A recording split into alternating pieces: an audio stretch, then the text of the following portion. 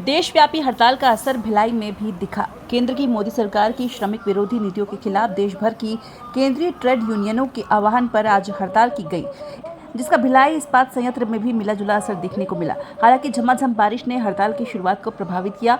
संयंत्र के बोरिया गेट और मुर्गा चौक पर यूनियन नेताओं द्वारा प्रदर्शन किया गया, लेकिन भारी बारिश के कारण यहां पर कम संख्या में लोग पहुंच सके। भिलाई के मुर्गा चौक पर यूनियन नेताओं ने केंद्र सरकार और सेल प्रबंधन पर गंभीर आरोप लगाए।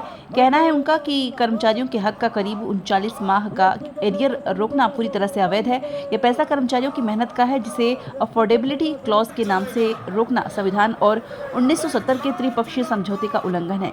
इस समझौते के तहत कर्मचारियों को असीमित ग्रेच्युटी मिलनी चाहिए, जिसकी केंद्र सरकार की सिफारिश पर उसे सीमित कर दिया गया है।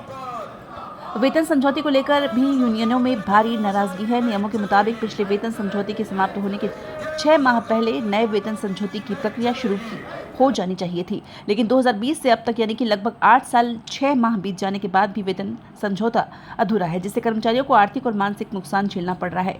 ठेका श्रमिकों को मानसिक वेतन 26,000 रुपये देना चाहिए, नहीं तो उग्र प्रदर्शन किया जाएगा। स्टील ठेका श्रमिक के नेता संजय साहू ने बताया कि पेंशन फंड को लेकर भी भेदभाव के आरोप लगे हैं। अधिकारियों को 9% योगदान दिया गया, जबकि कर्मचारियों के लिए 6% से अधिक न देने के तर्क दिए गए, जिसे यूनियन नेताओं ने बेबुनियाद बताया। उन्होंने कहा कि जब बात अधिकारियों की आती है तो प्रबंधन तत्परता से फंड मुहैया कराता है, लेकिन मजदूरों के लिए हर बार अड़चनें खड़ी की जाती है। हड़ताल के माध्यम से यूनियनों ने स्पष्ट किया कि वे अपने अधिकारों की रक्षा के लिए संघर्ष जारी रखेंगे।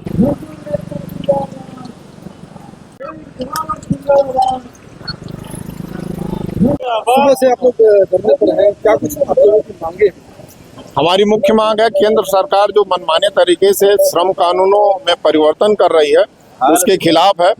जो श्रम कानून वो 4 श्रम संहिताओं में ला रही है, उससे जो हमने अपने अधिकार प्राप्त किए हैं तो वो सारे अधिकार लगभग खत्म हो जाएंगे और हम गुलामी की तरफ जाएंगे। तो ये एक तरह से एक बहुत बड़ी लड़ाई है।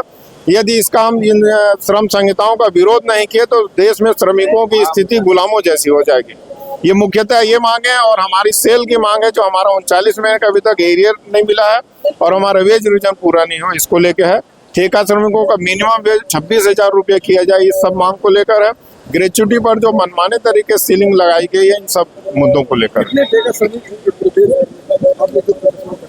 नहीं, ये हमारा सिर्फ ठेका श्रमिक को लिए नहीं है, ये आंदोलन देश के सभी कर्मचारियों के लिए, पब्लिक सेक्टर यूनिट कर्मचारी, खेतिहर मजदूरों के लिए और पूरे श्रमिकों के लिए है। आगे की क्या रणनीति रहेगी आप लोगों की? नहीं, आज जो अभी हड़ताल हम कर रहे हैं, केंद्र सरकार को एक संदेश देना चाहते हैं कि अभी भी आप सुधर जाइए या अभी मान लीजिए और इस कानून को, काले कानून को वापस ले लीजिए, नहीं तो देश में एक बड़ा आंदोलन होगा जो कि देश हित में भी नहीं होगा और सरकार के हित में तो नहीं ही होगा।